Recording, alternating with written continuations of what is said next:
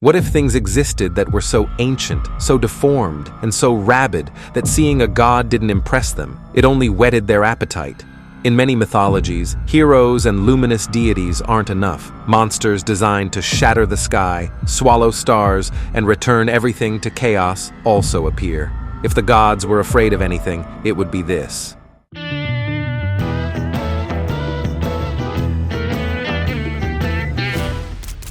Number 1. Hecatonchires. The Hecatonchires are 3 primordial giants from Greek mythology. Each has 50 heads and 100 arms, a monstrous exaggeration of strength and violence. They are the children of Uranus and Gaia, brothers of the Titans and the Cyclopes. Uranus chained them in Tartarus because he feared their power. We are not talking about mere large warriors, but about veritable living weapons. With 100 arms, they can hurl rocks and lightning bolts with a speed and force impossible for any ordinary god to match. When Zeus rebels against the Titans, he unleashes the Hecatonchires. They are the ones who turn the tide. They bombard the Titans with rocks for 10 years, crushing them and helping to imprison them in Tartarus.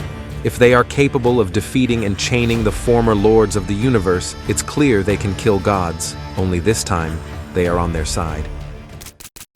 Number 2. Raktabija. Raktabija is an asura, a demon from the Puranic texts, famous for an ability that makes him a tactical nightmare even for the gods. His name means something like blood seed, and it perfectly describes his power. Every drop of blood that falls from his body generates a new clone of himself. In the war between gods and demons, he fights alongside the asuras Shumba and Nishumbha. When the gods try to kill him, they discover too late that they are making everything worse. Every cut, every wound, every arrow multiplies the problem. The battlefield ends up filled with his clones, all with the same power. The only one who manages to defeat him is the goddess Kali, who drinks his blood before it touches the ground and tears him apart without spilling a single drop. Number 3. Kingu. Kingu, or Chingu, is the creature who went from being a simple member of Tiamat's retinue to becoming the commander of the army of chaos. He is Tiamat's son and consort, which in Mesopotamian mythology is already a bad omen. When Tiamat decides to avenge herself against the gods for the death of Apsu, she chooses Kingu as her champion. She gives him the Tablets of Destiny, an object that grants absolute authority over the order of the world. While Kingu wears them on his chest, his word can change the fate of gods and mortals. However, Kingu is defeated when Marduk defeats Tiamat and takes the Tablets of Destiny from her. As a final punishment, his blood mingled with mud to create humanity, condemning humans to carry within their bodies some of the chaos and rebellion of this creature that nearly usurped the place of the gods. Number 4. Hundun. Hundun is one of the strangest figures in Chinese mythology. A being without a face, eyes, or mouth, with wings and multiple legs, representing the primordial chaos before the order of the world. He is not a god with a clear personality. He is the raw state of the universe before the gods organized it. Number 5. Ziz. Ziz is a gigantic bird from Jewish tradition, often described as a griffin-like bird whose wingspan can blot out the sun. Ziz rules the skies, Leviathan the depths, and Behemoth the earth. This places this creature on the same plane as the great cosmic monsters, beyond any ordinary animal. Number 6. Otakamaru. Otakamaru is another of Japan's great oni, often mentioned alongside Shutendoji as one of the 3 great evil yokai. He dwells on Mount Suzuka and is described as a nearly invincible demon, a master of magic and warfare. In legends, Otakamaru steals tributes intended for the emperor, attacks caravans, and directly challenges the imperial order. He is not a rogue monster without a plan. He acts as a demonic warlord, using sorcery and brute force to humiliate human authorities and the kami who should protect them. Defeating him requires a large-scale military campaign, led by General Sakanue no Tamuramaro and supported by supernatural powers. Even then, Otakamaru appears as a threat that, if left unchecked, could shatter the balance between the human and divine worlds. If you're enjoying this, subscribe and let me know in the comments which part you find most interesting. Number 7. Ahriman. Angra Mainyu, also known as Ahriman, is the destructive spirit in Zoroastrianism. He is the personification of evil, chaos, and corruption, directly opposed to the supreme god Ahura Mazda. More than an isolated demon, he is the leader of all evil spirits and the mind behind everything that goes wrong in the cosmos. From the beginning of time, Angra Mainyu has opposed Ahura Mazda's plan of creation. He creates diseases, monsters, lies, and all kinds of dark forces to sabotage the order of the world. Number 8. Asag. Asag is a monstrous demon from Sumerian mythology, so horrendous that, according to the texts, his mere presence causes fish to boil alive in the rivers. He is a personification of disease, cold, and the plagues that ravage the land. He lives in the depths or in the mountains and surrounds himself with an army of stone demons born from a symbolic union with the mountains themselves. When Asag is unleashed, humans fall ill. The forces of nature run rampant, rivers are disturbed, and the land is filled with hostile rock creatures. Number 9. Gong Gong. Gong Gong is a destructive aquatic entity from Chinese mythology, often described as a being with a copper human head, an iron forehead, red hair, and the body of a black snake or dragon. He is a force of flood and catastrophe.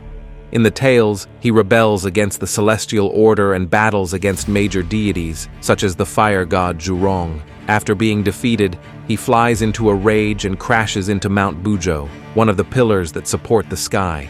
The impact shatters the mountain. The sky tilts, the earth shifts, and floods and disasters begin across the world.